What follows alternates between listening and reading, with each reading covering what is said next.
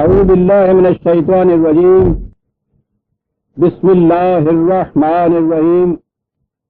عزیزان ایمان، آج جولائی 1970 کی 19 تاریخ ہے اور درس قرآن کریم کا آغاز سورہ النساء کی 15ویں آیت سے ہوتا ہے، 4/15۔ اس سے پہلے عائلی زندگی کے متعلق ہدایات اور قوانین ہمارے سامنے آئے۔ قرآن کریم عصمت کی حفاظت پر بڑا زور دیتا ہے۔ حقیقت یہ ہے کہ اس کے ہاں جو مستقل غیر متبدل اقدار ہیں ان میں عصمت کو بڑی اہمیت حاصل ہے۔ ہمارے ہاں عفت اور عصمت کا لفظ تو صرف عورتوں کے لیے بولا جاتا ہے، لیکن قرآن کریم اس باب میں مرد اور عورت میں کوئی تفریق نہیں کرتا، دونوں کی عصمت کو یکساں اہمیت دیتا ہے۔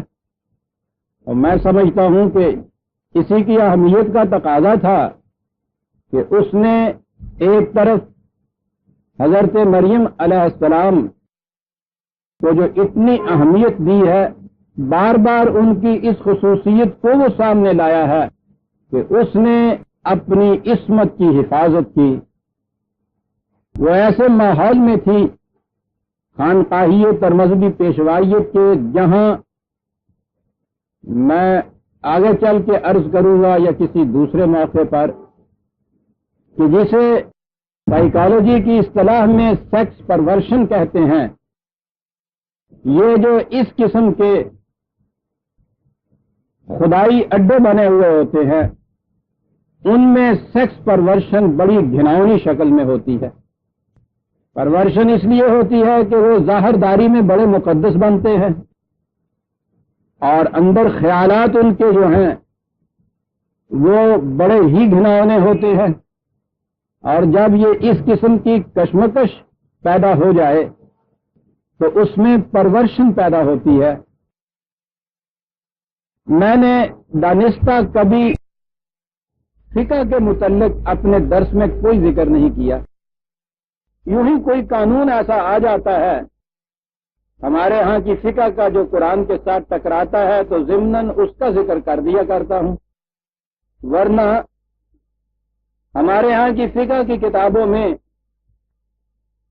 بلا مبالغہ نصف سے زیادہ یہ کتابیں جنسی مسائل سے بھری ہوتی ہیں، اور وہ اس انداز سے مسائل سامنے آتے ہیں جس میں پرورشن نمایاں طور پر سامنے آ جاتی ہے۔ بات تو یہ بڑی حیرت انگیز سی اور ناقابل فہم سی دکھائی دے گی، لیکن آپ میں سے جن حضرات کو اگر کبھی اتفاق ہوا ہے ان کتابوں کے دیکھنے کا تو وہ تو ذاتی طور پر جانتے ہوں گے، نہ ہوا ہو تو کبھی کوئی کتاب اٹھا کے دیکھیے کہ جنسی مسائل کو کس انداز میں اسے وہاں بیان کیا گیا ہوتا ہے۔ میں نے سیکس پرورشن کا لفظ 2-3 دفعہ دہرایا، اس سے پہلے بھی جہاں میں نے لکھا ہے وہاں بھی مجھے اس کے لیے کوئی مرادف لفظ ایسا نہیں ملا جو صحیح معنی میں اس کے مفہوم کو سامنے لے آئے۔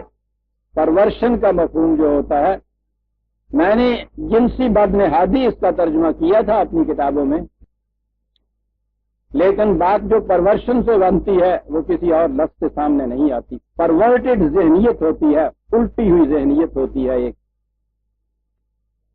لیکن میں نے عرض کیا تھا کہ قرآن کریم نے حضرت مریم علیہ السلام کا ذکر نمایاں طور پہ کیا، اور یہ کہہ کے کیا کہ اس نے اپنی عصمت کی حفاظت کی۔ اس گھناؤنے ماحول کے اندر جس میں وہ پاک باز دوشیزہ گھری ہوئی تھی، واقعی بڑا ہمت طلب مرحلہ تھا اس کے لیے جس نے اس میں حفاظت کی۔ تو قرآن نے اس کو اتنی اہمیت دی ہے کہ اس نے اپنے دوام کی مقبولیت دوام کے صفحات پر اس کو محفوظ کر دیا ہے، ان کی داستان کو۔ لیکن میں کیا یہ رہا تھا کہ قرآن کے نزدیک عصمت عورت ہی کی نہیں ہے، ایک اور قصہ بھی قرآن میں بیان ہوا ہے، اور ایک اور قصہ نہیں بلکہ صرف ایک قصہ جسے قرآن نے مسلسل بیان کیا ہے، سورہ یوسف جسے کہتے ہیں۔ حضرت یوسف علیہ السلام کی خصوصیت ہی وہاں نمایاں یہ ہے کہ انہوں نے اپنی عصمت کی حفاظت کی۔ تو قرآن کریم نے عام ہدایت اور عام تاکید جہاں کی ہے عصمت کی حفاظت کی، دو داستانیں وہاں بیان کی ہیں، ایک عورت کی ایک مرد کی، اور ان کی نمایاں خصوصیت یہ بتائی ہے کہ انہوں نے ایسے ایڈورس سرکمسٹانسز میں، ایسے نامساعد ماحول میں اپنی عصمت کو برقرار رکھا۔ خود قرآن کریم میں 4 ہی جرم ہیں جن کی تعزیر قرآن نے خود مقرر کر دی ہے، اسے حد کہتے ہیں، جس کی سزا بھی مقرر کر دی ہے، جان کی حفاظت، مال کی حفاظت، عصمت کی حفاظت، اور چوتھی چیز ریاست یا مملکت یا اسٹیٹ کی حفاظت، بغاوت کی سزا جسے کہتے ہیں۔ جہاں جہاں قرآن کریم نے مومنین کی اور مومنات کی خصوصیات کا ذکر کیا ہے، وہاں عصمت کی حفاظت کو نمایاں طور پر بیان کیا ہے، ہر جگہ ہر مقام پر۔ یہ ٹھیک ہے، نوشنل طور پر، ذہنی طور پر، یا ایک عقیدہ جو متوارث چلا آ رہا ہے اس کی بنا پر ہمارے ذہنوں میں بھی عصمت کو بڑی اہمیت حاصل ہے، چیسٹٹی کو بڑی اہمیت حاصل ہے، لیکن جیسا کہ میں نے ابھی عرض کیا ہے، یہ اہمیت سمٹ کر عورت کے متعلق رہ گئی ہے، مرد کے متعلق نہیں۔ وہی جو ہمارے ہاں متواتر ایک چیز چلی آ رہی ہے اسی کے تحت مردوں کے متعلق عام طور پہ گھروں میں آپ دیکھیں گے، میاں بیوی میں جو گفتگو ہوتی ہوگی، وہ ماں کہہ رہی ہوگی باپ سے کہ اب اس بیٹے کی کوئی خبر لیجئے، آپ دیکھتے نہیں ہیں کتنا آوارہ ہوتا چلا جا رہا ہے، راتوں کو باہر رہتا ہے، سوسائٹی بڑی خراب ہو گئی ہے، عجیب عجیب قسم کی باتیں سننے میں آتی ہیں، لڑکیوں کے ساتھ پھرتا رہتا ہے، یعنی وہ کوئی بات ہی نہیں، زیادہ سے زیادہ یہ ہے کہ اس کی شادی کی فکر کرنی چاہیے۔ لیکن اسی گھر میں اگر لڑکی کے متعلق یہ پتا چلے کہ آج اس نے کوئی 2 لفظ کسی چٹ پہ لکھ کے کہیں بھیجے ہیں، قیامت برپا ہو جائے گی، خواہ اس نے وہ اپنے بھائی کو ہی کیوں نہ بھیجے ہوں، تحقیق کے بعد پتا چل رہا ہو کہ اپنی استانی کو ہی کیوں نہ کوئی لکھ کے بھیجا ہو، لیکن دونوں میں فرق ہمارے گھروں کے اندر اتنا ہوتا ہے۔ ذرا سا بیٹے کے متعلق تو یہاں تک کہ یہ چیز یعنی عام گفتگو ہو رہی ہے، لیکن بیٹی کے متعلق ان سے پوچھئے کہ بہن مدت ہوئی تم کہیں آئی نہیں، کیا بات ہے، دیکھا ہی نہیں تمہیں، تو وہ ایک ٹھنڈی سانس بھر کے کہے گی کہ بہن اب میں کہاں آ جا سکتی ہوں، تم جانتی ہو کہ وہ بانو اب بڑی ہو گئی ہے، اب ایسی عمر میں تم جانتی ہو لڑکیوں کی کیفیت، وہ محاورہ ہمارے ہاں ہوتا ہے کہ اے تے آٹے دا دیوا ہندیاں نے اندر رکھو تے چوہے نہ ڈارے، باہر کڈو تے کاواں دا ڈر، تے ماں ہن کتنے آ جا سکتی ہے گی۔ یعنی یہ آپ دیکھتے ہیں ذہنیت کہاں چلی گئی ہمارے ہاں۔ اور پھر جب رشتے کی بات آتی ہے تو لڑکی کے متعلق ہی تحقیقات ہوتی ہیں یہ، اور ذرا سا کہیں شبہ پڑ جائے کہ اس نے وہاں کالج جاتے ہوئے کہیں سر ننگا ہو گیا تھا، کسی لڑکے کی طرف دیکھا بھی تھا تو کنڈیمڈ۔ اور صاحبزادہ کے متعلق روز معلوم ہے کہ کس طرح سے یہ آوارہ گردیاں کرتے پھرتے ہیں، گرل فرینڈ جو ہیں محاورہ ہو گیا ہے، معذب ہونے کی کچھ ایک شرط ہو گئی ہے سوسائٹی میں۔ یہ فرق ہے دونوں کے اندر، لیکن قرآن کریم دونوں میں کوئی فرق نہیں کرتا عزیزان میں، حتیٰ کہ جب وہ سزا دیتا ہے تو وہ دونوں کو یکساں سزا دیتا ہے، سزا میں ایک کوڑے کا فرق نہیں ہے، تاکید میں کہیں فرق نہیں ہے کہ اس نے مومنین کہا ہے اور مومنات ساتھ نہیں کہا۔ اور جیسا کہ میں نے عرض کیا ہے، جہاں ایک مثال اس نے تاریخ سے حضرت مریم علیہ السلام کی دی ہے تو پوری داستان حضرت یوسف علیہ السلام کی، اور قرآن میں کسی نبی کا قصہ اس طرح سے مسلسل مذکور نہیں جس طرح سے حضرت یوسف علیہ السلام کی بات ہے، اور بات اتنی سی ہے کہ ایسے ماحول میں اس نے اپنی عصمت کی حفاظت کی۔ سوال یہ ہے کہ کیا یہ چیز محض ایک ذہنی سی ہے کہ ہم نے اہمیت دے رکھی ہے، یا اس کو کوئی سینکٹی اٹیچ کر دی ہے، تقدیس اٹیچ کر دی ہے اس قصے کو جسے ہم جنسی اختلاط کہتے ہیں، یا واقعی کوئی اہمیت رکھتی ہے فی الواقع چیز؟ ایک چیز تو یہ ہے نا کہ ہم نے اپنے ذہن میں ہی کسی چیز کو اہمیت دے رہی ہو، اور اس کے لیے یہ بھی ہو سکتا ہے کہ چونکہ مذہب نے یہ بات کہی ہے اس لیے ہم اس کی اہمیت رکھتے ہیں، یا یہ فی الواقع ایسی چیز ہے کہ جو قوموں کی زندگی کے اندر کوئی اہمیت رکھتی ہے۔ بڑا غور طلب یہ سوال ہے۔ مغرب کی سیکولر سوسائٹی نے تو اس کے متعلق یہ کہا کہ یہ افزائش نسل کا ایک ذریعہ ہے، جنسی اختلاط ایک طبعی امر ہے، نیچر کا ایک تقاضا ہے، بالکل حیوانات کی طرح۔ حیوانات میں یہ تقاضا پورا ہوتا ہے، جنسی اختلاط کا، افزائش نسل اس کا نتیجہ ہوتا ہے۔ تو چونکہ وہاں بھی انسان کو حیوانی سطح پہ رکھا گیا ہے، جسے سیکولر نظام کہتے ہیں، مغرب کی مادی تہذیب جسے کہا جاتا ہے، جس میں پرماننٹ ویلیوز یا مستقل اقدار نہیں ہوتی، انسان کی زندگی حیوانی زندگی کی بڑی ہوئی شکل قرار دی جاتی ہے، اس سے آگے کوئی چیز نہیں کہیں سمجھی جاتی۔ انہوں نے اس مسئلے کو بڑا لائٹلی لیا، لیکن یہ اسی دور کی بات ہے، ورنہ اس سے ذرا پہلے کی جو صورت یہ تھی، وکٹورین ایج میں ان کے یہاں یہ کیفیت تھی کہ ٹانگ کو پردے میں رکھنے کا، آپ نے اب سینما کی تصویروں میں دیکھا ہوگا اس زمانے کا لباس جو ہوتا تھا یورپ کی عورتوں کا، وہ یہی نہیں کہ ٹخنے تک ڈھکا ہوا ہوتا تھا، وہ ان کا جو گھاگرا تھا وہ اتنا زیادہ پھیلا ہوا ہوتا تھا کہ ٹینٹ کا ٹینٹ ساتھ جا رہا ہے، یہ تو لباس ہوتا تھا ان کا۔ اور ان کی کیفیت یہ تھی کہ لیگ کے متعلق چونکہ ٹانگ کے متعلق چونکہ یہ تھا کہ ڈھکی ہوئی ہونی چاہیے، آپ کو معلوم ہے کہ میز کی ٹانگیں بھی وہ پردہ رکھتے اور کرسی کی ٹانگوں کے اوپر بھی گلاس چڑھا کے رکھتے کہ جس کو انہوں نے لیگ کہہ دیا ہے اسے ڈھکا ہوا ہونا چاہیے، تھا وہ میز اور کرسی کی کیوں نہ ہو۔ کل کی بات ہے، ابھی وکٹورین ایج۔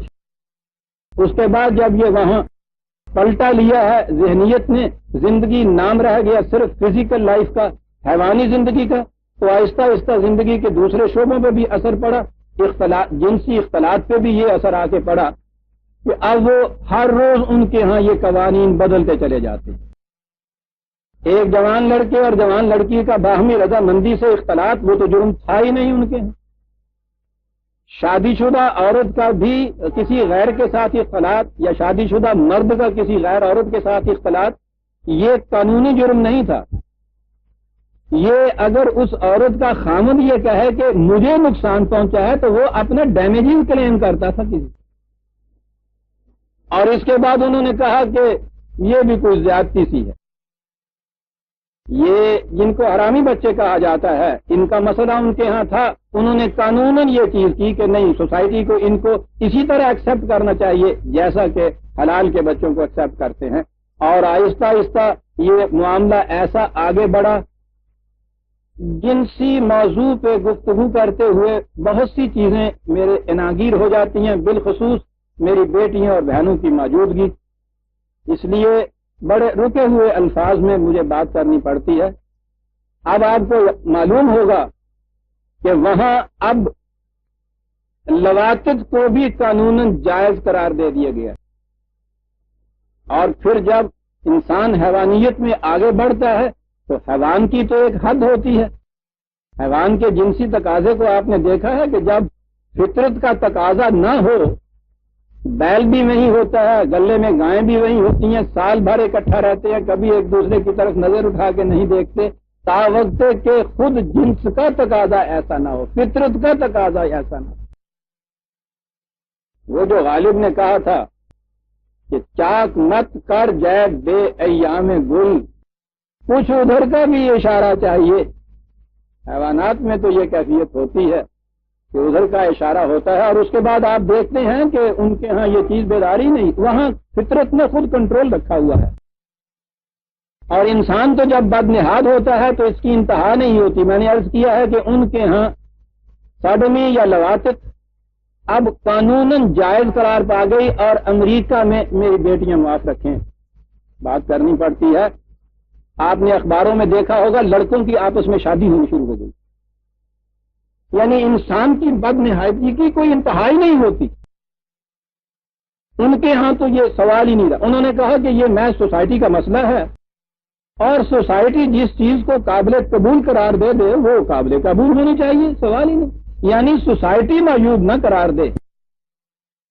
اور جب کسی بھی قدر کا انحصار سوسائٹی کی قبولیت اور عدم قبولیت پر ہو تو سوسائٹی آسمان سے آیا کرتی ہے. انہی افراد کے مجموعے کا نام تو سوسائٹی ہوتی ہے. تو ذہن میں ہر وقت یہ بات ہوتی ہے کہ ذرا سی پابندی جو ہے تھوڑی سی اس کے لیے پبلسٹی کرو, تھوڑا سا پروپیگنڈا کرو اور اس کے بعد اس کو بدلوا لو. اور بدلوانے کا پتہ ہے ان کے یہاں طریقہ کیا ہے کہ جرم کو عام اتنا کرو کہ انکنٹرولبل ہو جائے. جب وہ کنٹرول نہ کر سکے ریاست تو اس کے بعد خود بخود وہ اس جرم کو قانون جائز قرار دے دیتی. چنانچہ یہ جو وہاں ساڈومی کے متعلق قانون بنا ہے وہ یہاں پہنچ پہ بنا تھا. انہوں نے کہا کہ اس کے لیے کوئی طریقہ ہی نہیں اس کو روکنے کا, تو بجائے اس کے کہ قوم میں اس قسم کی منافقت پیدا کی جائے, منافقت اس کو کھلے بندوں اجازت ہی کیوں نہ دی جائے. تو جس سوسائٹی کی یہ کیفیت ہو کہ اسے معلوم ہو کہ جب جی چاہے اس قانون کو بدلا جا سکتا ہے اور یوں بدلوایا جا سکتا ہے تو ذہنی طور پہ تو وہ پہلے سے ہی اس چیز کے مرتکب ہونے شروع ہو جائیں گے نا, بدنہادی کے یا آزادی کے. آپ نے سمجھا ہے کہ قرآن جب غیر متبدل کہتا ہے اپنے کسی حکم یا قدر کو تو اس کے معنی کیا ہیں؟ معنی اس کے یہ ہیں کہ کبھی ذہن میں کسی کے نہیں آ سکتا کہ سوسائٹی 100% بھی اگر اس کے خلاف جائے گی یہ جائز قرار نہیں پا سکے گا. اسے کہتے ہیں ایمان. کسی قدر یا کسی رہنمائی کے غیر متبدل, امیوٹیبل, انچینجیبل ہونے کے معنی یہ ہیں کہ کبھی جو بھی ان چیزوں کو ماننے والی سوسائٹی ہے وہ سوسائٹی میں جرم خاص 100% عام ہو جائے, ذہن کبھی اس طرف نہیں جائے گا کہ کوئی بات نہیں کل کو یہ جائز قرار پا جائے گی چیز. ذہن ہر وقت یہ کہے گا کہ نہیں یہ ناجائز ہے, اس لیے کہ اس نے اس کو غیر متبدل قدر کے طور پہ تسلیم کر لیا ہوا. بات میں یہ کہہ رہا تھا کہ ان کے ہاں تو انہوں نے اس کو ایک سوشل پرابلم تسلیم کیا اور اس کے بعد یہ کہا کہ جوان لڑکا جوان لڑکی اپنے طور پہ جس طریق سے بھی وہ چاہیں راضی ہوں ٹھیک ہے, ان کون ہوتے درمیان میں دخل دینے والے. انہوں نے اس مسئلے کو یوں ہی لیا. مذہب ان کے ہاں کرسچینٹی ہے, عیسائیت ہے. آپ کو معلوم ہے کہ عیسائیت میں قانون نہیں ہے, وہ صرف مذہب ہے, اس میں عقائد ہیں. ساری بائبل میں ایک قانون ہے, عیسائیت کی بائبل جو ہے نیو ٹیسٹیمنٹ, صرف ایک قانون ہے. وہ قانون یہ ہے کہ تم طلاق نہیں دے سکتے بیوی, اور یہ ایسا قانون ہے کہ جس کے ہاتھوں وہ ایک عرصے تک مصیبت میں مبتلا رہے, اور اس کے بعد صرف یہ کہ زنا کی شکل میں طلاق دی جا سکتی ہے کہ وہ عورت زنا کی مرتکب ہو اسے طلاق دی جا سکتی ہے. اور اگلا قانون اس کے ساتھ یہ ہے کہ متعلقہ عورت سے شادی نہیں کی جا سکتی. ساری بائبل میں صرف ایک لا ہے یہ جو مدت ہوئی ٹوٹ چکا ہوا ہے.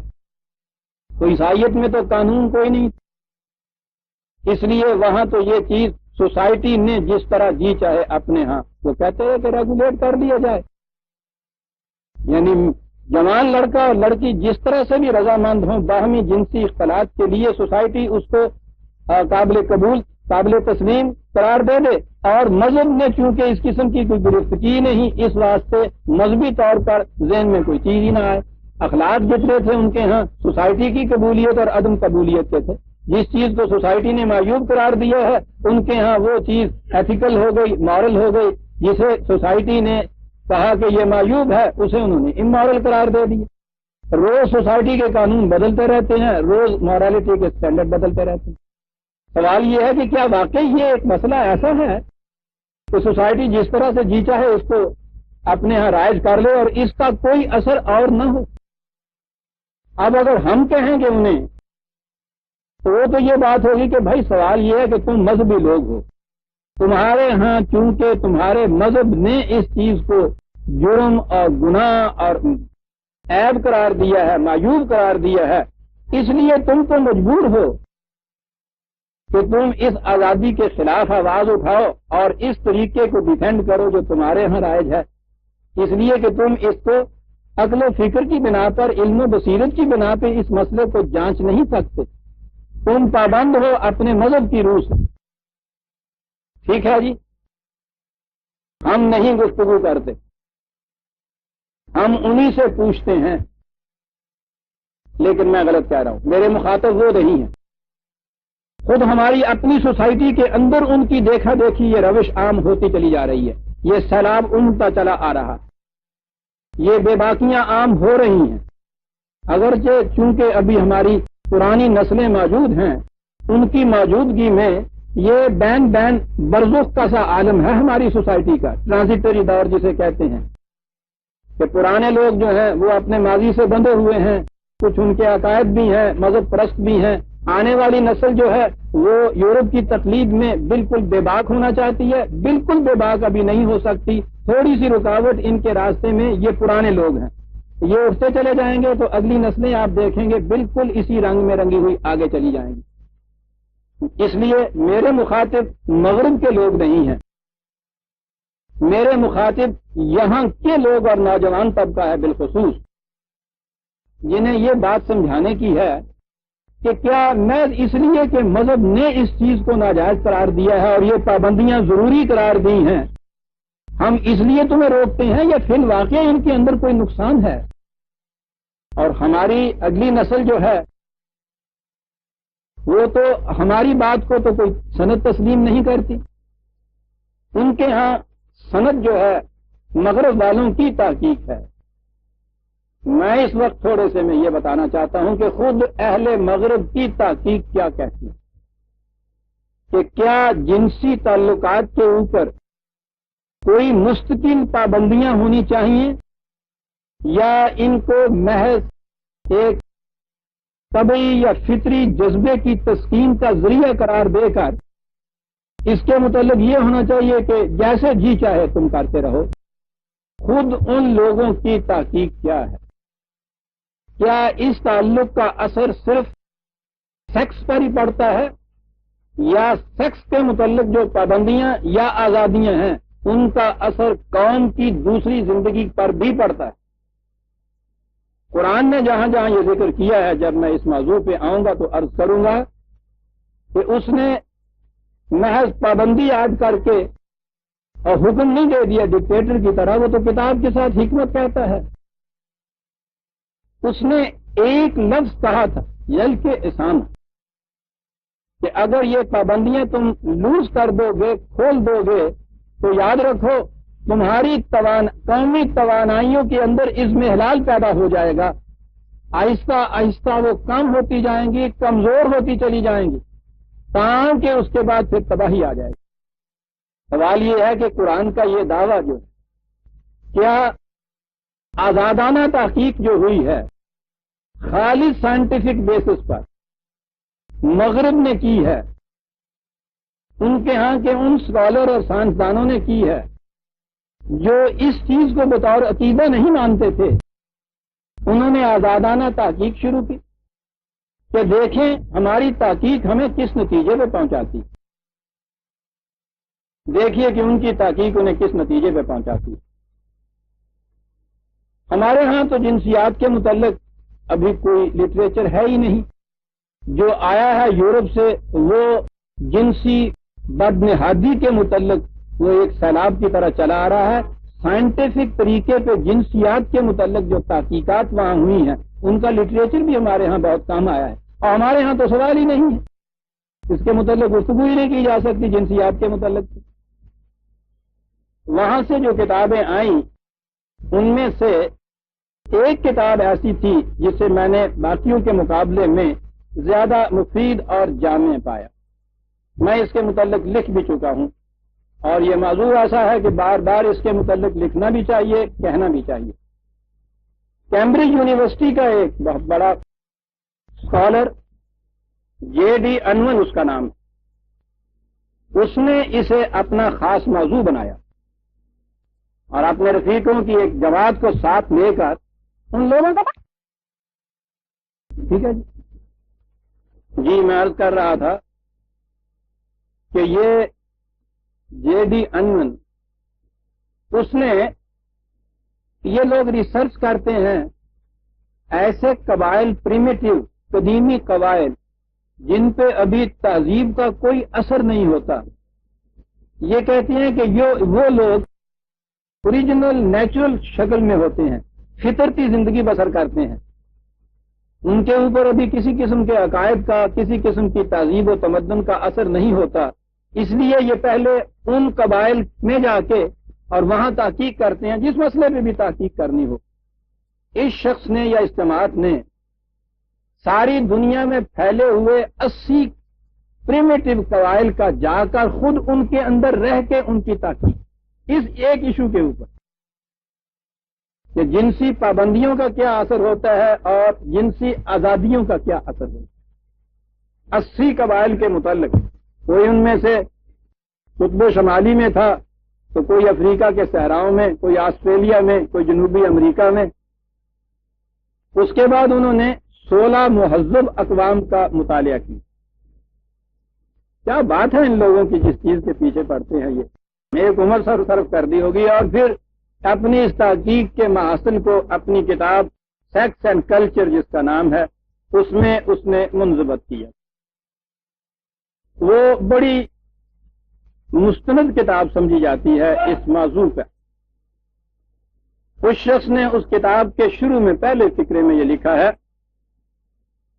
اور یعنی یہ جو کلیہ ہے اس کے ہاں سامنے جس پہ وہ پہنچا ہے اس کو ان الفاظ میں بیان کیا ہے کہ کوئی گروہ کیسے ہی جغرافیائی ماحول میں رہتا ہو اس کی تمدنی سطح کا انحصار, میں نے کلچر کا ترجمہ اس میں تمدن کیا ہے, سوشیالوجی کا نہیں کیا, اس کی تمدنی سطح کا انحصار صرف اس بات پر ہے کہ اس نے اپنے ماضی اور حال میں جنسی تعلقات کے لیے کس قسم کے ضوابط مرتب کر رکھے. اندازہ لگائیے, 80 غیر مہذب اقوام قبائل, 16 مہذب اقوام, ساری دنیا اس میں آ جاتی ہے. سر اپنے کمرے میں بیٹھ کے بات نہیں کر رہا, ان کے اندر رہ کے ان کے ہاں کے ادوار و اخلاق و کردار و رفتار دیکھنے کے بعد, ریسرچ کے بعد اس نتیجے پہ پہنچ رہا ہے. وہ اس کے بعد وہ لکھتا ہے کہ اگر کسی قوم کی تاریخ میں آپ دیکھیں کہ کسی وقت اس کی تمدنی سطح بلند ہو گئی تھی یا نیچے گر گئی تھی تو تحقیق سے معلوم ہوگا کہ اس قوم نے اپنے جنسی تعلقات کے ضوابط میں تبدیلی کی تھی جس کا نتیجہ اس کی تمدنی سطح کی بلندی یا پستی. آپ دیکھ رہے ہیں اہمیت اس کی. قرآن کی اس تاکید کو ہم دیکھ رہے تھے تو یہ مان رہے تھے کہ ٹھیک ہے جی, ایک سوسائٹی کا, معاشرے کا ایک مسئلہ ہے, اس نے یہ تحقیق کی ہے. آپ دیکھیے یہ تحقیق جو کرتا چلا جاتا ہے یہ سب, اور وہ یہ کہہ رہا ہے کہ جنسی تعلقات کے ضوابط میں تبدیلی کے اثرات 3 پشتوں یعنی قریب 100 سال میں جا کے نمودار ہو. وہ جو قانون امحال ہے قرآن کا جسے وہ مہلت کا وقفہ کہتا ہے, وہ یہ کہتا ہے کہ یہ آہستہ آہستہ گریجولی پہلے جو ان کے ہاں کا جو ضابطہ ہوتا ہے اس کے اثرات مٹتے چلے جاتے ہیں, اور یہ جو بدنہادیاں اور بے باکیاں آتی ہیں ان کے اثرات مرتب ہونے شروع ہوتے ہیں. تو وہ کہتا ہے کہ فطرت زیادہ سے زیادہ 100 سال تک اس قوم کو زندہ رہنے دیتی ہے, اس کے بعد اس کے اثرات نمایاں طور پر سامنے آ جاتے ہیں. اچھا, اس نے ان تمام قبائل کا اور اقوام کا جو مطالعہ کیا, مشاہدہ کیا, اس کے بعد جس نتیجے پہ وہ پہنچا ہے وہ اس نے خود ہی 3 شکوں کے اندر اس کا نچوڑ خود ہی لکھ دیا ہے اپنے. وہ کہتا یہ ہے کہ ہم جس نتیجے پہ پہنچے ہیں وہ یہ کہ جس گروہ یا قوم نے شادی سے پہلے کنوارپن کے زمانے میں, یاد رکھیے یہ صرف لڑکیوں کے متعلق نہیں جنسی احتیاط کہہ رہا ہے, مرد اور عورت دونوں کے متعلق اس نے یہ لکھا ہے کہ جنہوں نے شادی کے پہلے زمانے میں جنسی تعلقات کی کھلی آزادی دے رکھی تھی وہ تمدن کی پست ترین سطح پر جن قبائل میں زمانہ قبل از نکاح میں جنسی تعلقات پر تھوڑی بہت پابندیاں عائد کی تھیں، وہ تمدنی سطح کے درمیانی درجے پہ تھی، اور تمدن کی بلند ترین سطح پر صرف وہ قبائل تھے جو شادی کے وقت عفت و بکارت کا شدت سے تقاضا کرتے تھے اور زمانہ قبل از نکاح میں جنسی تعلق کو معاشرتی جرم قرار دیتے۔ غور فرمائیے، قرآن کی جو تاکید اور اس پہ حدود عائد کی ہوئی ہیں، اس کی حکمت کون بیان کر رہا ہے اور کس انداز میں یہ حکمت بیان ہو رہی ہے؟ آگے چلیے، تو کہتا ہے یہ جو جنسی تعلقات پر پابندیاں عائد کی جاتی ہیں، اس کا نتیجہ کیا ہوتا ہے؟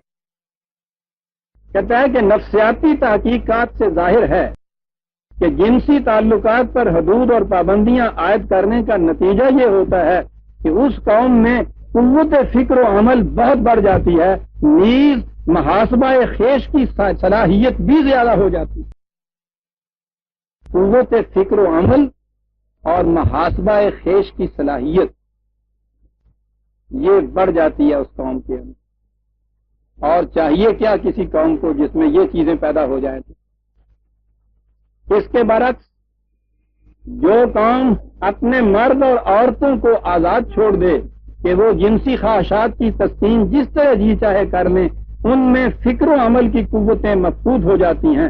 چنانچہ رومیوں نے ایسا ہی کیا، وہ حیوانوں کی طرح بلا قیود جنسی جذبات کی تسکین کر لیا کرتے تھے، نتیجہ یہ کہ ان کے پاس کسی اور کام کرنے کے لیے توانائی باقی نہ رہی۔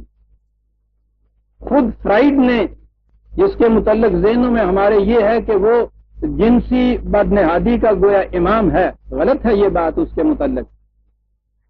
خود اس نے بھی یہ چیز کہی ہے، یہ جو اس نے کہا ہے نا کہ اگر ادھر کنٹرول کیا جائے تو اتنی توانائیاں اور قوتیں بڑھ جاتی ہیں کہ ان کو پھر فکر و عمل اور محاسبہ خیش کی طرف منتقل کیا جاتا ہے۔ یہ فرائیڈ نے دیا ہے نظریہ، اس کو وہ سبلائمیشن کہتا ہے، کسی قسم کی زائد قوت کو کسی دوسری طرف کنورٹ کر دینا، کسی اس کا دھارا موڑ دینا تاکہ وہ دوسرے شعبوں کے اندر اس قسم کے کام کر سکے۔ تو اس نے انون نے بھی یہ چیز اپنے ان تحقیقات کے بعد وہ اس نتیجے پہ پہنچا ہے کہ ہم نے یہ چیزیں اس طرح سے دیکھی۔ اس نے اپنی کتاب میں ضمناً خود مسلمانوں کا بھی ذکر کیا، عربوں کا ذکر کیا ہے، اور وہ جو اسلام لانے کے بعد انہی عربوں کے اندر جو خصوصیات پیدا ہوئی ہیں اور جس کی وجہ سے اس نے کہا ہے کہ وہ ایران اور روما جیسی سلطنتوں کے اوپر یوں چھا گئے، وہ کہتا ہے کہ میں کیونکہ دیگر شعبے جو زندگی کے ہیں ان کا طالب علم نہیں ہوں، میں انہیں تو ٹچ نہیں کرتا، میں صرف اپنے شعبے کے متعلق یہ کہنا چاہتا ہوں کہ عربوں کے ہاں اسلام سے پہلے کی زندگی جو تھی اس میں یہ جنسی اختلاط کی آزادیاں بہت زیادہ تھیں۔ اگرچہ طریقے وہ تھے کہ جو سوسائٹی نے اپنے ہاں مقبول قرار دے دیے تھے، لیکن بہرحال وہ جنسی اختلاط کی بے باکانہ آزادیاں ہی تھیں۔ اور میں ابھی عرض کروں گا کہ یہ فرق کیا کرتا ہے دونوں میں۔ یہ جسے ہم کہتے ہیں نا کہ وہ صاحب نکاح کر کے پھر جائز قرار دے دیا، وہ کہتا ہے اس خود فریبی سے کام نہیں چلتا، یہ شخص کہتا ہے، میں بھی عرض کروں گا وہ کیا کہتا ہے۔ تو اس نے کہا یہ ہے کہ سب سے بڑی چیز جو اسلام نے یہ کی، ان کی جنسی آزادیوں پہ پابندیاں لگائیں، اور دائیں اور بائیں یہ جو دونوں قومیں تھیں، ایرانی اور رومنز، ان کے ہاں یہ آزادیاں اور بدنہادیاں چلی آ رہی تھیں اور انہوں نے اپنے ہاں کوئی پابندی لگائی نہیں۔ کہتا ہے دیگر عناصر کے علاوہ یہ ایک بنیادی چیز تھی اس قوم کہ جس کی وجہ سے یہ ان قوموں کے اوپر چھا گئی، اور اس نے کہا ہے کہ جب تک یہ چیز رہی ان کے اندر، دنیا کا کوئی تمدن ان کا مقابلہ نہیں کر سکا۔ اور اس کے بعد انہوں نے، یہ اگلی ٹرم ہے اس کی، اس طرح سے بات کو صاف کر جاتے ہیں۔ اس کے بعد اس نے کہا کہ میں اس سے گفتگو نہیں کروں گا، شادیاں کتنی جائز ہیں، لوڈیاں کتنی رکھتے ہو، کیا صورت پیدا کرتے ہو۔ اس نے کہا ہے مواقع کتنے ہوتے ہیں آپ کو جنسی خواہش کی تسکین کے، مواقع کے اوپر یہ دار و مدار ہے اس چیز کا۔ اور کم از کم مواقع کی شکل یہ ہے کہ ایک بیوی اور ایک میاں عمر بھر کے لیے عہد کرے. مواقع بڑی عجیب بات کہی ہے اس نے. اب یہ جو چیز ہمارے ہاں ہے نا کہ 4 تک بیویاں، وہ جسے ہم جائز کہتے ہیں، اور اس کے بعد بے شمار لونڈیاں. اس نے ایک واقعہ کیا ہے. کیا یہ جو چیز ہے، میں نے جو کہا ہے کہ ایک وقت میں ایک بیوی، کہتا ہے اس کو بھی دیکھیے کس طرح سے ابیوز کیا جاتا ہے. جس قوم میں اس قسم کے وہ کہتا ہے قوانین یا معاشرے کے ضوابط آ جائے، وہ مواقع پیدا کیسے کرتے ہیں. اس نے اپنی تحقیق میں کہا ہے کہ ایک ترک ہم نے دیکھا، ساری عمر اس کی ایک بیوی رہی، لیکن تحقیق کے بعد معلوم ہوا کہ اس نے قریباً 40 مرتبہ طلاق دے دے کے اور بیویاں بدلی تھی. کہتا سوال یہ بھی نہیں، یہ پابندی جو وہ کہتا ہے کہ بنیادی پابندی یہ ہے، ایک بیوی ایک میاں یہ اپنے ساتھ عہد کر لیں کہ ہم زندگی اس طرح سے نبھائیں. بہترین شکل وہ کہتا ہے یہ ہے جس میں ہونی چاہیے. اور اس کے بعد وہ کہتا ہے کہ جب کوئی قوم، خاص سوسائٹی اسے جائز قرار دے دے یا اس کے ہاں کا مذہبی عقائد اس کو جائز قرار دے دیں، وہ ٹچ نہیں کرتا، اس کو بہت محتاط رہتا ہے. کہتا مجھے اس سے واسطہ نہیں، میں تو ایک سائنٹسٹ ہوں. مواقع کی جتنی زیادہ گنجائش نکالتی چلے جائے کوئی سوسائٹی، جب کوئی قوم اس قسم کی معاشرت اپنے ہاں اختیار کر لے اور جائز کر دے، سنیے عزیزان من کہ پھر اس قوم کی کیفیت کیا ہوتی ہے. اس قوم میں علم و بصیرت کی قوت تو ہوتی ہے، لیکن وہ اپنے معاملات میں اس سے رہنمائی حاصل نہیں کرتی. لہم قلوب لا یفقہون بہا، صلاحیت ہوتی ہے، رہنمائی حاصل نہیں کرتی. وہ واقعات کے اسباب و علل یعنی کازز کے متعلق کبھی تحقیق نہیں کرتی. جو کچھ ہوتا ہے اسے اسی طرح تسلیم کرتی چلی جاتی. میں پڑھتا ہوں، آپ غور کیجئے کہ یہ کس قوم کی داستان بیان کر رہا ہے. یہ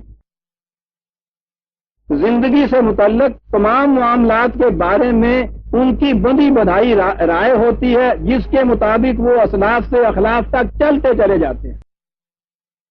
تکلیف کے بندنوں میں جکڑے ہوئے، جو ہوتا ہے یہ ہوتا رہے گا، نہ کھڑے ہو کے کازز اسباب و علل پہ غور کرنا، نہ عقل و فکر کی صلاحیتیں رکھنے کے باوجود ان سے کام لینا.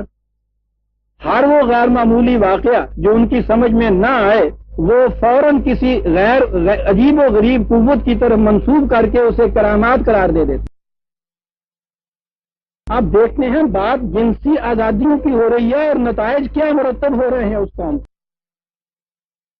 کبھی درخت، اور اس قوت کا مذہب کبھی پتھروں کو سمجھا جاتا ہے، کبھی درختوں کو، کبھی ایسے حیوانات کو جو انہیں مہیر العقول نظر آئے، اور کبھی دیگر ایسی اشیاء کو جن کی ماہیت ان کی سمجھ میں نہ آئے. جس شخص کی پیدائش یا زندگی میں انہیں کوئی غیر معمولی بات نظر آئے، وہ سمجھ لیتے ہیں کہ وہ مقدس ترین ہستی ہے، حتیٰ کہ اس کی موت کے بعد بھی اس کی پرستش جاری رہتی.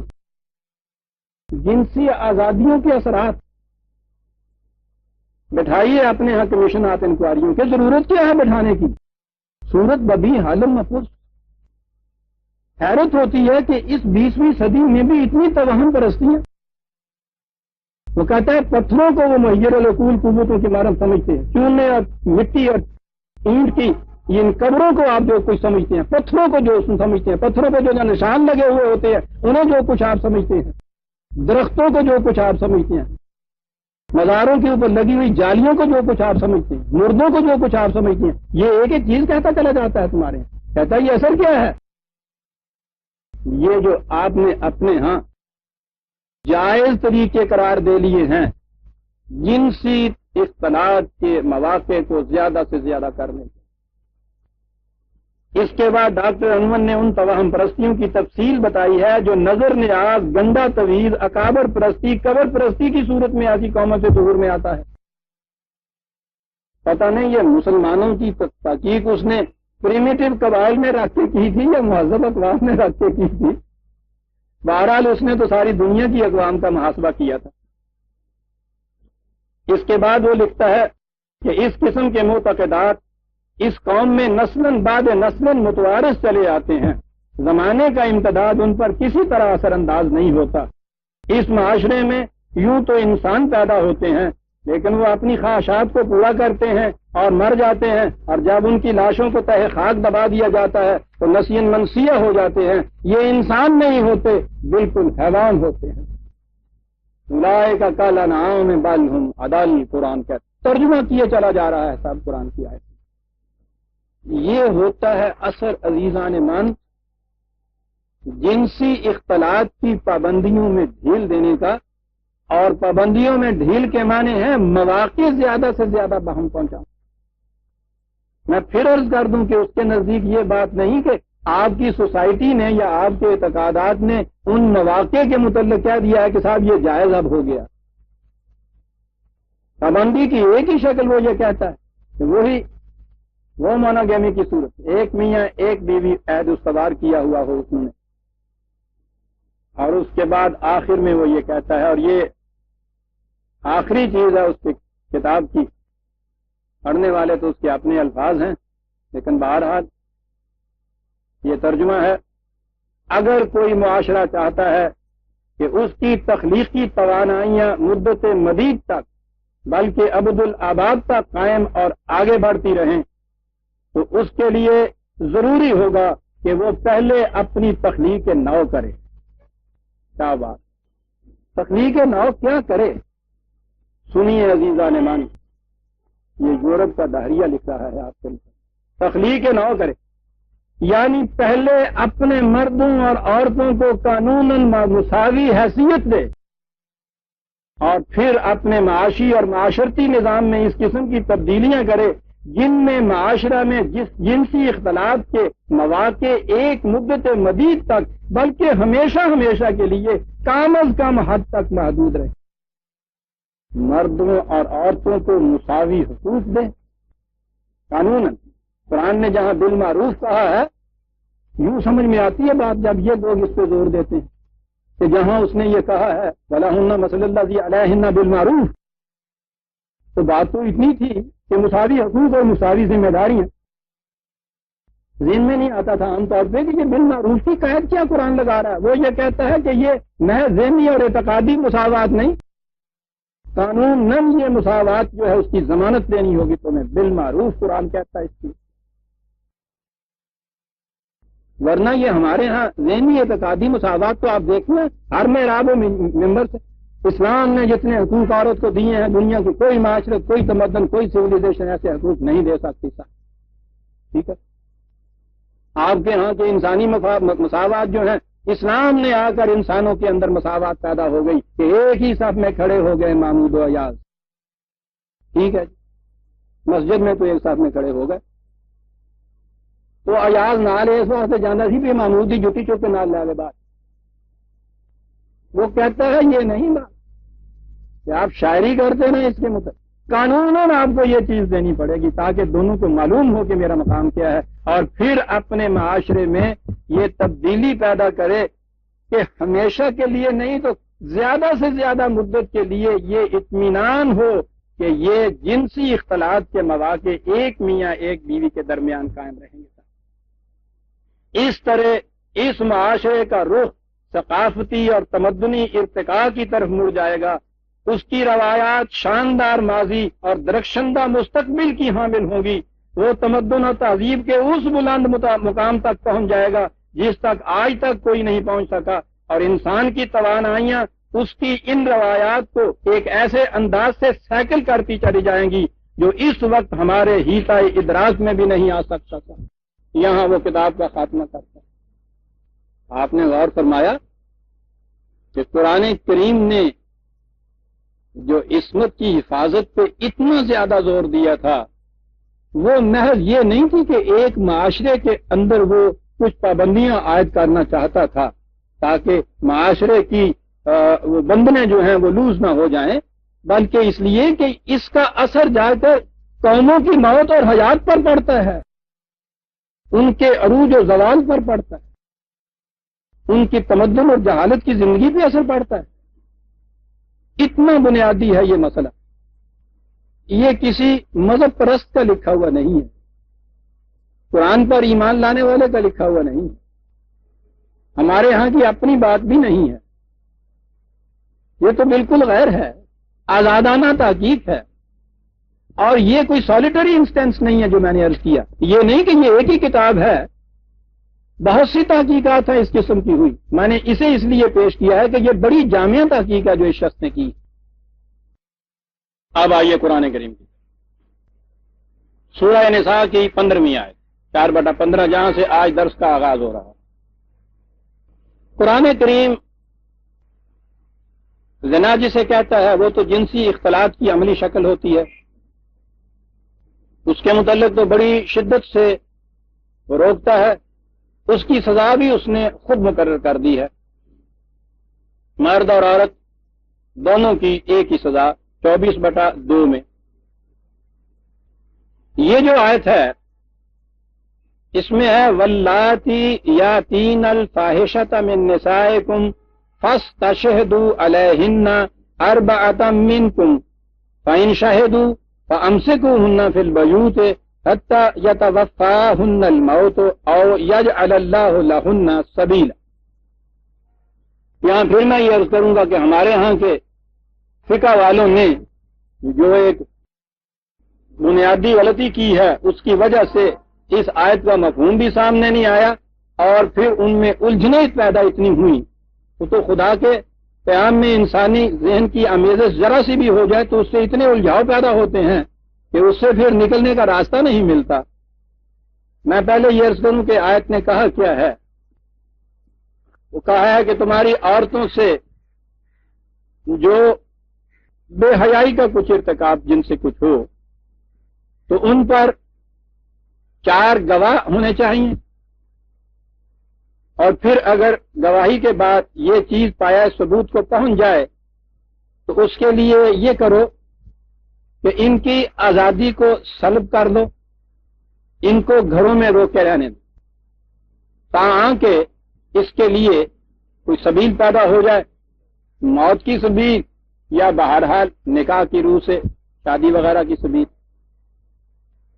ہمارے ہاں کی فقہ نے یہ کہا کہ اس سے مراد زنا ہے، اور اس کے بعد آپ دیکھیے کہ پھر کس قسم کی پیچیدگیوں میں الجھ گئے۔ 4 عینی گواہ چاہیے اس کے لیے، یہ ممکن بھی ہے کبھی؟ زنا کے فعل کے ارتکاب کے 4 عینی گواہ؟ کیا پوچھا گیا کہ صاحب یہ تو ممکن ہی نہیں؟ تو کہا اصل میں بات یہ ہے کہ اس کا روکنا چونکہ بہت مشکل ہے، اس لیے بس کچھ ایسی شکل پیدا کی ہے کہ جرم کا جرم بھی رکھا جائے، ثابت ہو بھی نہ۔ ہاں، وہ مولوی صاحب پل سواد دی وہ تعدیق کر دے سن پہ کہ دوزخ دے اتوں دی پل ہوئے گا، وال نالوں بریک ہوئے گا، تلوار نالوں تیز ہوئے گا، جڑا پیر رکھے گا وہ کٹ کے جنم دے وچ جا ڈگے گا، اس طرح نہ لگا کے جنت انہوں پہنچایا جائے گا۔ راسی بیٹھا ہوا سی کہنے لگا نہ جان دین دے بہانے جی کو جنت میں کسی نے جان نہیں دینا، ایسا نہ نک نو ہاتھ کیوں نہ ہونڈیا ہوا ہے تھوڑے بنایا جسے تو لانگی کوئی نہ چکے ہے اندر نہ جان دین دے بہانے۔ ان کے ہاں بھی یہ چیز ایک کے ہاں وہ ہے نا کہ وہ عورت دوسری عورت اس صورت میں لاؤ کہ جب تم عدل کر سکو، اور دوسری جگہ ہے کہ صاحب تم عدل کر نہیں سکو، کہنے لگے دیکھے نا اللہ میاں نے کس طرح جل دیتا۔ ایک جگہ تو تمہیں اجازت دے دی کہ ہاں صاحب کر لو دوسری شادی، بشرطے کہ تم عدل کر سکو، تو خوش ہو گئے، تم ہو گئی اجازت۔ دوسری جگہ کہا ہے تم عدل کر ہی نہیں سکتے، لے لو۔ خدا کی کلام سے مذاق کر دیا، اور پھر اس کا نتیجہ جو بھگت رہے ہیں ہم۔ یہاں بھی یہ صورت پیدا کی کہ صاحب 4 عینی شاہد، اور میں نے عرض کیا ہے نا کہ میں کبھی فقہ کی بات نہیں کرتا، اگر میں اس کے متعلق آپ کو فقہی جزیات بتاؤں، یہ 4 عینی شاہد جو یہ کہتے ہیں میں بتا نہیں سکتا، آپ سن نہیں سکتے، بہنیں اور بیٹیاں نہیں، شریف مرد بھی نہیں سن سکتے۔ بہرحال یہ آپ دیکھ لیجئے کہ اگر یہ قانون آپ کے ہاں ہو، سوچ لیجئے کہ اس کے کیا معنی۔ پھر اس کے بعد جب یہ ثابت ہو جائے 4 عینی گواہوں سے، قرآن نے خود یہ متعین طور پہ کہا ہے زنا کی سزا 100 کوڑے، متعین طور پر۔ یہاں لکھا ہوا ہے کہ ان کو گھروں میں روک دو، ان کی آزادی جو ہے اس پہ پابندی عائد کر دو۔ کہا گیا کہ صاحب وہ قرآن تو کہتا ہے کہ 100 کوڑے، اور یہاں یہ صرف یہ ہے کہ صاحب ان کی پابندی آزادی روک دو، گھروں میں بند کر دو ان کو۔ تو یہ کیا ہوا؟ دیکھا آپ نے، ایک بات اپنی طرف سے ملائی اور قدم قدم پہ الجھنیں پیدا ہوئی، کچھ نہیں سمجھ میں بات آئی۔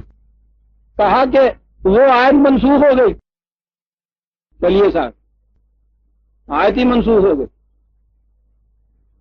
ایک ہی خدا کی طرف سے ایک ہی قرآن میں قیامت تک کے لیے جو رکھا گیا ہے غیر متبدل محفوظ، منسوخ ہی ہو گئی۔ بات صاف ہے، یہ زنا کا، یہ جو جنسی اختلاط کا ایکچوئل عمل ہوتا ہے وہ تو آخری درجہ ہوتا ہے، اس سے بہت پہلے یہ چیزیں بے حیائی کی شروع ہو جاتی ہیں۔ قرآن تو ایسی ہدایات رہنمائیاں دیتا ہے کہ وہ انتہا تک پہنچنے نہیں دیتا۔ باہر نکلو، مردوں اور عورتوں کو دونوں کو یہ تاکید کہ اپنی نگاہوں کو بے باک بات ہونے دو۔ دیکھتے ہیں کہاں سے بات وہ شروع کر دیتا ہے۔ عورتوں سے کہا کہ جب غیر مردوں سے بات کرنی ہو تو تمہاری آواز میں ایسا لوچ نہ پیدا ہو جائے جو دوسرے کے دل میں کسی قسم کی کوئی چیز ایسی پیدا کر دے۔ دیکھتے ہیں آپ کتنی پہلے سے پابندی عائد کرتا چلا جاتا ہے معاشرے میں۔ باہر نکلو تو اپنی زینت کی چیزوں کی نمود اس طرح سے نہ کرو کہ دیکھنے والوں کے سینے کے اندر جس طرح مدانی لڑکی جاتی ہے ایک کیفیت میں پیدا ہو جائے۔ یہ لفظ ہے قرآن کا، تبرج۔ کوئی چیز ایسی دونوں میں، مرد اور عورت میں نہ ہو جو ایک دوسرے کے ان جذبات کے ابھار اور اشتعال کا موجب بن جائے۔ حتیٰ کہ کہا یہ کہ تم چلو اور پاؤں میں اگر ایسی جھانجھن ہے، ایسا زیور ہے جس کی آواز آ سکتی ہے تو پاؤں ایسے زور سے نہ مارو کہ ان کی آواز ہی اس طرح سے باہر نکلے۔ یاد رکھو یہ عورتوں کے لیے کہ اندر بند کر کے رکھو، غلافوں میں سمٹا کے، تالوں میں صندوق میں ڈال کے تالا لگا کے، یہ بات نہیں قرآن کے پردے کی۔ وہ یہ چیزیں جو ہیں ان کے اوپر پابندیاں عائد کرتا چلا جاتا ہے۔ یہ ساری چیزیں جو ہیں یہ کاہے کے لیے ہیں؟ اس لیے کہ یہ رفتہ رفتہ آہستہ آہستہ جذبات میں اشتعال پیدا کرتی ہیں یہ چیزیں، اور پھر یہ بڑھتے بڑھتے بڑھتے بڑھتے وہاں تک پہنچ جاتی ہے، سوائے بالکل ایک حیوانی سطح کے اوپر زندگی بسر کرنے والے شخص کے، تو جو فوری طور پر اس فعل کے ارتکاب کے لیے تیار ہو جاتا ہے، اس کے لیے بہت پہلے سے آنا ہوتا، خیالات کے اندر یہ چیزیں پیدا ہوتی، اور خیال کی روک کا تو قرآن نے ایسا انتظام کیا عزیزان مان۔ یہ جو ایک چیز ہے کہ ایک وقت میں، یعنی جب شادی نہیں ہوئی ہے تو دنیا بھر کی لڑکیاں آپ کے نزدیک بہنوں کی طرح، جب اس نے کہا تمام مومن بھائی ہیں تو تمام مومن عورتیں بھی تو بہنیں ہیں۔ شادی کے بعد ایک عورت سے جب شادی ہوتی ہے تو اس نے کہا کہ اس کی موجودگی میں بجوز ان استثنائی حالات کے جن کا میں پہلے ذکر کر چکا ہوں، جو معاشرہ آپ کا کسی زمانے کے ہنگامی ضرورت کو پوری کرنے کے لیے طے کرے گا، ایک وقت ایک بیوی کی موجودگی میں اب باہر کی کوئی بیوی آپ کے لیے بیوی بننے کے لیے جگہ نہیں رہی۔ کتنا بڑا خود بخود ایک پابندی عائد ہو جاتی ہے ذہن کے اوپر۔ اسی طرح عورت کے اوپر یہ پابندی عائد ہوگی بیوی بننے کے بعد، اور ہر عورت یہ سمجھتی ہے کہ جس کے ہاں بیوی موجود ہے سوال ہی نہیں ہے اس کے نکاح میں چلے جانے کا۔ آج کی بات نہیں میں کر رہا، قرآن کی بات کر رہا ہوں۔ اور اس کے برعکس آپ ذہن میں یہ بات رکھیے، ایک بیوی کے بعد اور بھی جو آپ کو پسند آئے اسے آپ بیوی بنا سکتے ہیں، اور جو عورتیں باہر ہیں ان کو یہ معلوم ہو کہ جو بھی ہم میں سے پسند آئے یہ اس کے نکاح میں جا سکتی ہے۔ عملی طور پہ نہیں تو ذہنی طور پر تو ہر وقت آپ زنا کے اندر مبتلا ہوتے۔ عملی کیفیت تو باہر کی ایک محسوس شکل کا نام ہے. یہ چیز تو بہت پہلے جذبات میں آنی شروع ہو جاتی ہے انسان. اور قرآن تو ان چیزوں کے اوپر کنٹرول کرتا ہے تاکہ وہاں تک پہنچے ہی نہیں. یہاں جو قرآن نے کہا ہے واللاتی یاتین الفاحشۃ من نسائکم، یہ وہ مبادی چیزیں ہیں، ابتدائی چیزیں ہیں. نہ تنہا عشق از گفتار خیزد بس این آتش از رفتار خیزد. سب بات کرنا تو ایک طرف، یہ تو وہ آگ ہے جذبات کی، ذرا بے باک کر دیجئے، رفتار سے یہ چیز جو ہے پتہ چل جائے. وہ جو کہتا ہے من انداز کدا ترا بھی شناسم، ہاں برقع لا کے نکلیاں تانگی ہو گئے ایسی تو ٹرتے ہیں، پتہ لگتا سن لگ جاتا ہے. اندازہ لگائیے، یہ ہے نا آپ کے یہاں کی چیز. وہ تو چھپنے میں بھی ادائیں دیکھتا ہے. وہ چاہتے تھے نہ دیکھے کوئی ادا میری، ٹھیک ہے بیچاری لگتی پھر دی، چھپے جو مجھ سے تو کیا یہ بھی ایک ادا نہ ہوئی؟ ہاں وہ تو چھپنا بھی وہاں ادا ہو جاتا ہے. یاد رکھیے آپ کے یہاں کی یہ شاعری، یہ خاص طور پہ غزل کی شاعری فارسی سے جو شروع ہوئی اور یہاں آ کے آپ کے یہاں اردو میں پروان چڑھی، یہ سارے آپ کے جنسی بدنہاد کے زمانے کی پیداوار تھی. بدترین دور ایران کی تاریخ ہے اور اس سے بدتر دور آپ کے ہاں کی زوال کی تاریخ اودھ کے زمانے کی، جو جنسیات میں ڈوبا ہوا ہے معاشرہ آپ کا اس دور کا، اس میں سے یہ چیزیں نظر آتی. میں کہہ یہ رہا تھا کہ یہاں جو قرآن نے فاحشہ کہا ہے تو یہ ابتدائی مبادیات کی چیزیں ہیں جہاں سے یہ جذبات ذرا سی کروٹ لینا شروع کرتے ہیں. کہا کہ اگر کسی لڑکی میں یہ چیز تمہیں نظر آئے تو باہر آزادی ہے، یاد رکھیے آزادی کے معنی بے باک آزادی نہیں، معاشرے میں آنے جانے کی، کام کاج کرنے کی پوری آزادی ہے عورت کو. لیکن اگر ذرا یہاں کہیں کوئی چیز ایسی نظر آئے، اور یہ وہ چیز ہے جس کے لیے آپ کو گواہ مل سکتے ہیں، کیونکہ بات ایسی تھی کہ یوں ہی تہمت بھی لگائی جا سکتی ہے. اور یاد رکھیے عصمت کا آپ جینا اتنی قیمتی چیز ہے کہ قرآن نے زنا کی سزا تو 100 کوڑے مقرر کی، ایک باعصمت خاتون کے خلاف غلط تہمت لگانے کی سزا 80 کوڑے مقرر کی. ذرا سا ہی کام ہے اس سے یہ، اس لیے کہ بڑی قیمتی متاع ہے یہ. تو اب یہ جو اس کے متعلق کہا کہ ذرا سی کوئی چیز عنوان بھی بے حیائی کا کہیں نظر آئے، اب اس کے لیے اتنی بڑی تاکید کی ہے کہ کم از کم 4 گواہ ہوں اور یہ مل سکتے ہیں. معاشرے کے اندر باہر پھرنے والا جو ہوئی وہ عورت، جب یہ ہو جائے تو پھر کیا ہے اس کے لیے؟ اب وہ سزا جس میں مبادیات کی چیز تھی. آپ دیکھیے قرآن کس طرح سے چور کی ماں کو مارتا ہے، وہ کہتا ہے کہ یہ ذرا باہر جو آزادی سے یہ یوں رہی ہیں اس کی وجہ سے اس کی آزادی کو روک دو. ہم سے کو ہننا فی البیوت، انہیں گھر میں پابند کر دو. اب یہیں سے ایک بات آئی ہمارے ہاں، یہ جو ہم نے اپنی مستورات کو گھر میں بند کیا ہوا ہے، قرآن تو اس جرم کی سزا بتاتا ہے. دسو وہ یہ کہتا ہے ہم سے کو ہننا فی البیوت. اور یہاں سے بھی پتہ چل گیا کہ اگر یہ چیز کسی میں کسی عورت میں یہ اس چیز کی نمود نہ ہو یا اس کا ثبوت نہ ہو تو یہ جو ہے پابند و مسکن کرنا جسے کہتے ہیں، یہ چیز خود جرم ہو جائے گی. کیونکہ جس کے خلاف جرم ثابت نہیں ہوتا اسے وہ سزا دے دینا جو جرم کی سزا ہے، یہ خود جرم ہوتا ہے. سارے مجرم ہیں بھائی صاحب.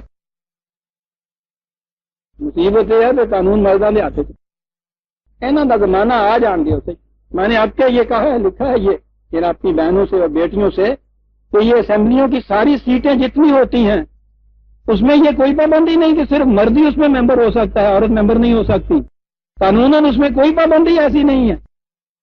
یہ ان بیچاریوں کو پتہ نہیں، اور ہم نے بھی کچھ ذہن میں ایسا ہی ڈالا ہوا ہے کہ تو جا کے فلانے نو جا کے ووٹ دے دیں تو انہوں جا کے، یعنی مردوں کو ان کے ذہن میں نہیں ہم نے یہ آنے دیا کہ تم بھی ان سیٹوں کی ممبر ہو سکتی ہو. آدھی آبادی ہے ان کی، آدھی سے بھی کہیں زیادہ ہی ہے، آدھی سیٹوں کے اوپر یہ جا کے بیٹھ سکتی.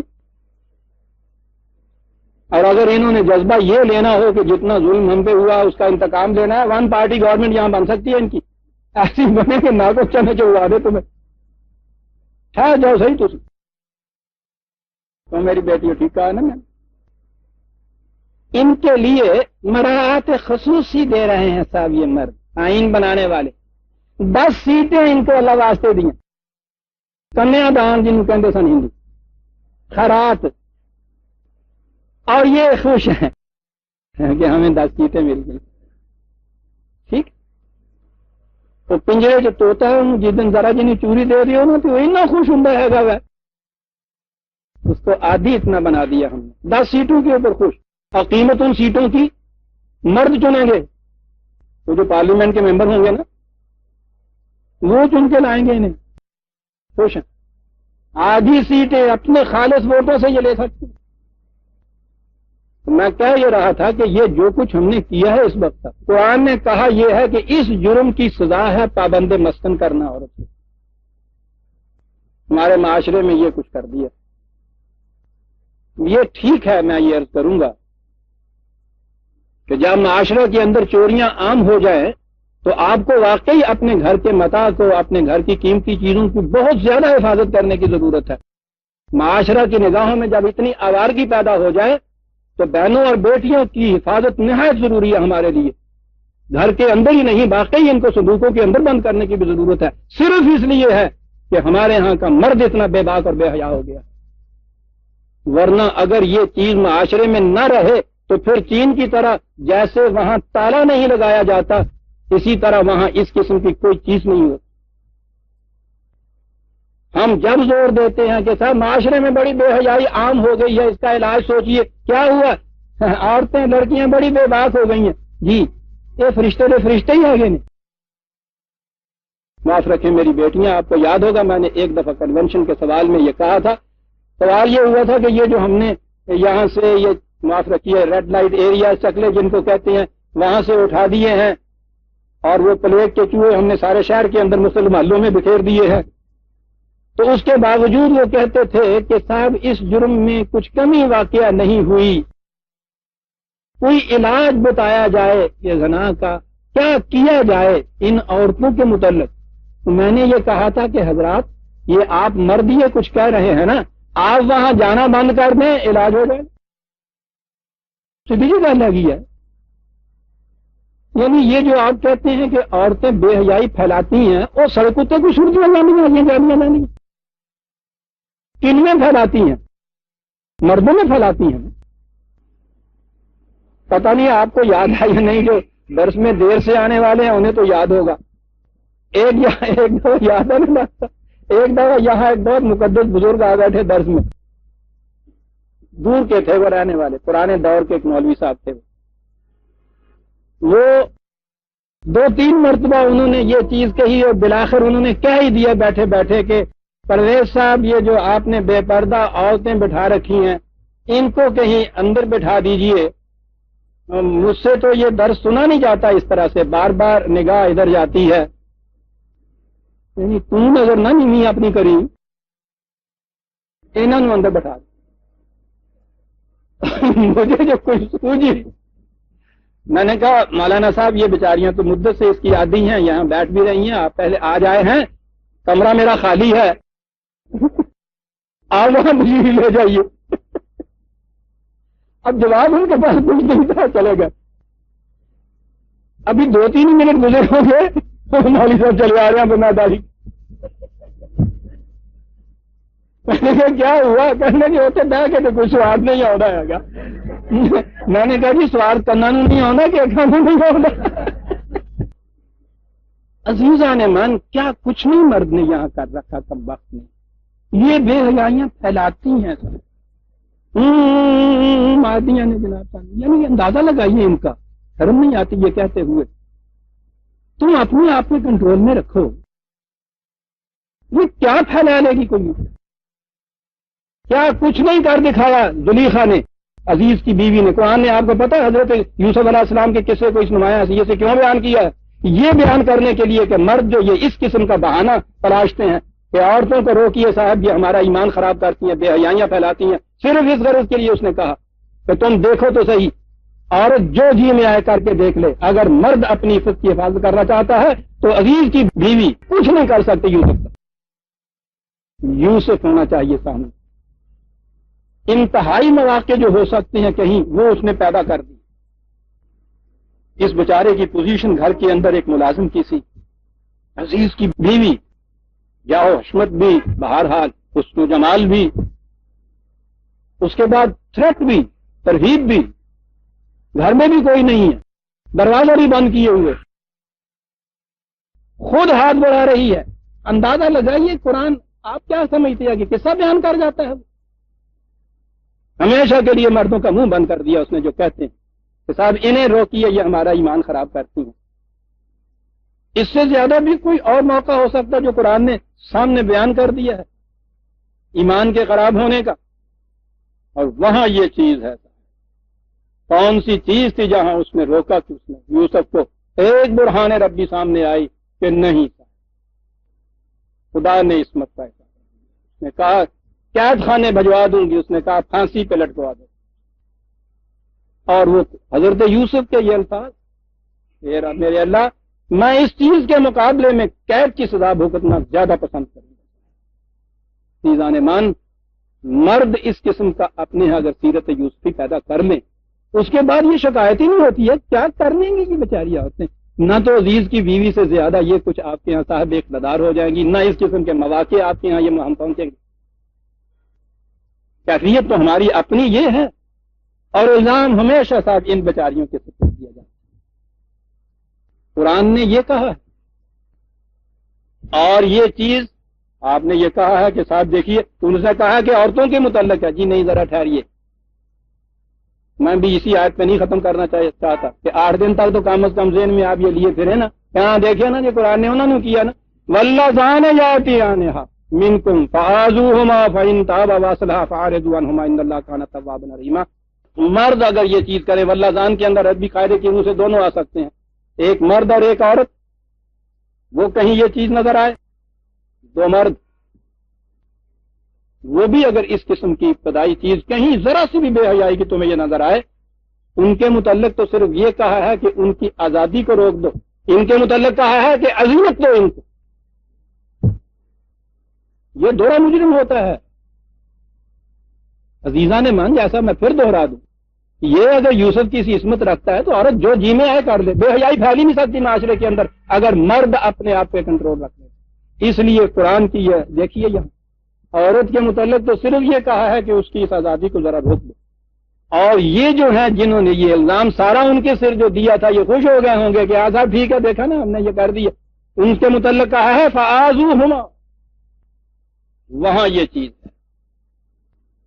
اذیت کی قرآن نے خود یہاں آپ تعین نہیں کیا، قرآن ایسی چیزوں کو اسلامی معاشرے پہ چھوڑ دیتا ہے کہ وہ اپنے وقت کے تقاضوں کے مطابق اس کی سزا خود متعین کرے۔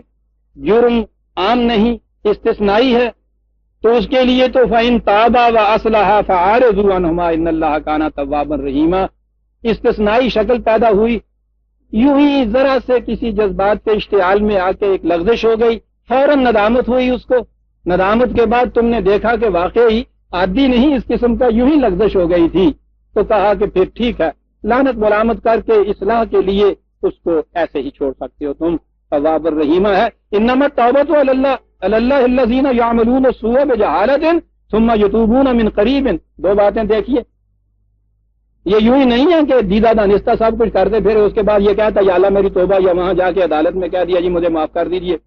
یعملون السوء بجہالۃ، پہلی چیز تو یہ ہے دانستہ نہ کیا ہو، نادانستہ کوئی عمل سرزد ہو گیا، اور جس سے نادانستہ ہوا ہے اس سے یہ اگلی چیز ہوگی ثم یتوبون من قریب، ارتکاب جرم کے فوری بعد ندامت کا جذبہ پیدا ہو گیا، اوہو کیا ہو گیا مجھ سے۔ دانستہ کرنے والے کے دل میں یہ بات نہیں پیدا ہوتی۔ کیا نفسیاتی چیزیں قرآن پیدا کرتا ہے۔ توبہ اس کی ہے، یہ ہم نے یہ کہہ دیا کہ اگر ایسی صورت ہو کہ وہ اس سے نادم ہو جائیں، آئندہ کے لیے اصلاح کی وعدہ کر لیں تو ان کو چھوڑ دو، تو یہ نہ سمجھو کہ وہ آئے جو اس طرح آتا کرتا چلا جائے، آتا چلا جائے، چھوڑتے چلے جاؤ، پھر کرتا چلا جائے، یہ صورت نہیں ہے۔ کہ کیفیت یہ ہو کہ جامع میں توبہ شکن، توبہ میری جام شکن، سامنے ڈھیر ہے ٹوٹے ہوئے پیمانوں کا، کچھ توبہ ہو جائے بھی لیا گئی یا ملون السوء بجہالت ثم یتوبون من قریب. کیا بات ہے قرآن کی عزیزان من. کہتے ہیں اسلامی قوانین بنائیے اور یہ کچھ دیکھیے کیا کیا چیزیں نہیں دے جاتا. فاولئک یتوب اللہ علیہم، یہاں کہا یتوب اللہ علیہم، یعنی وہ تو توبہ بے شک کرتے رہے. سوال یہ ہے کہ اس نظام یا عدالت کی طرف سے توبہ کس کی منظور ہوگی؟ اولئک یتوب اللہ علیہم. پتہ توبہ دو طرف سے ہوگی نا. توبہ کے معنی ہے لوٹ آنا. ایک تو اس کی طرف سے ہے کہ غلط روش سے وہ لوٹ آیا، ایک ادھر سے ہے کہ اس نے جو سزا دینی تھی اس سزا دینے کے فیصلے سے لوٹ آیا. تو کہتا ہے وہ جو ہے لوٹ آیا اس کے متعلق یہ دیکھیے ایسے ہی نہیں ہے گیا لوٹ آیا گیا لوٹ آیا، وہ لوٹتا پھر 100 دفعہ یہ کچھ کرے. یتوب اللہ علیہم اسی صورت میں ہوگا کہ یعملون السوء بجہالۃ ثم یتوبون من قریب فاولئک یتوب اللہ علیہم وکان اللہ علیما حکیما. اگلی آیت ساتھ لے لوں ایک منٹ میں. وَلَيْسَتِ التَّوْبَةُ لِلَّذِينَ يَعْمَلُونَ السَّيِّئَاتِ ثُمَّ إِذَا حَضَرَ أَحَدَهُمُ الْمَوْتُ قَالَ إِنِّي تُبْتُ الْآنَ وَلَلَّذِينَ يَمُوتُونَ وَهُمْ كُفَّارٌ أُولَئِكَ أَعْتَدْنَا لَهُمْ عَذَابًا أَلِيمًا. توبہ یہ نہیں ہوتی، کرتے گئے لوٹتے گئے، اس کے بعد ساری عمر یہ کچھ کرتے گئے، جب وہ موت سامنے آ کے کھڑی ہوئی تو یا اللہ میری توبہ، اگلے پچھلے گناہ بخش دے، پھر سورہ یاسین بھی سنا دے، ادھر ادھر والے بھی آ جائیں، کہنے لگے یہ بات. توبہ کے معنی یہ ہے ندامت جس کے بعد پھر آپ کے پاس ابھی وقت ہے کہ جو نقصان آپ کر بیٹھے ہیں اپنا اس کی تلافی کر لیں.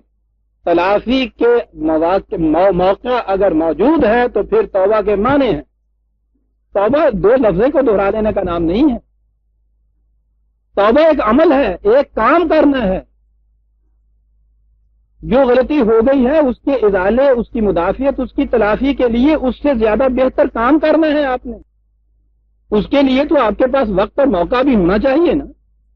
اسے کہتے ہیں توبہ. کہتے ہیں وہ سامنے موت آ گئی اور اس کے بعد انہوں نے کہا کہ یا اللہ میری توبہ اور استغفر اللہ اور دوہراؤ، وہ کہتا ہے اسے توبہ نہیں ہوتی. نہ ہی اس کی توبہ ہے کہ جو قانون کو قانون مانتا ہی نہیں ہے. کیا بات، قانونی کو قانون نہیں مانتا. یہ کفار کے معنی یہ ہوگا.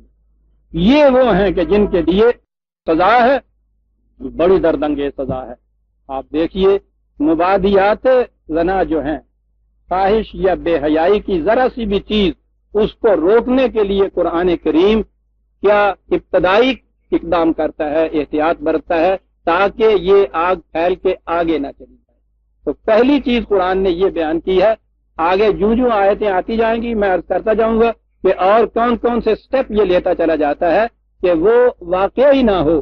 اور واقعی جب قرآن کی ان ہدایات پر عمل کیا تھا اس سوسائٹی نے، وہی عرب کے جن کے ہاں اسلام سے پیشتر جائز طریقے اتنے تھے، سوسائٹی نے جن کو جائز قرار دیا ہوا تھا کہ آج یورپ میں بھی اتنے ایسے جائز طریقے نہیں ہیں، ان کی کیفیت اس کے بعد یہ تھی کہ کوئی ایک واقعہ بھی اس کے بعد زنا تو ایک طرف رہا، بے حیائی کا اس سوسائٹی کے اندر نہیں ہوا. انون ٹھیک کہتا تھا کہ یہ جو وہاں کا عرب نکل کے چھا گیا تھا ایران اور روما کی سلطنتوں، ان کے کلچرز پر، اس کی وجہ ایک یہ تھی کہ انہوں نے جنسی اختلاط کے مواقع پر اس قسم کی پابندیاں لگائی تھی کہ پھر یہ چیز ان کے ہاں سرزد نہیں ہوئی اور اس سے ان کے ہاں کا کلچر بھی اتنا بلند ہوا، قوم کو ارتقا بھی اتنا نصیب ہو گیا. سورہ نساء کی آیت 18 تک ہم آگے عزیزان من. آگے ایک اور مضمون شروع ہوتا ہے، 19 سے ہم آئندہ لیں گے. ربنا تقبل منا انک انت السمیع العلیم.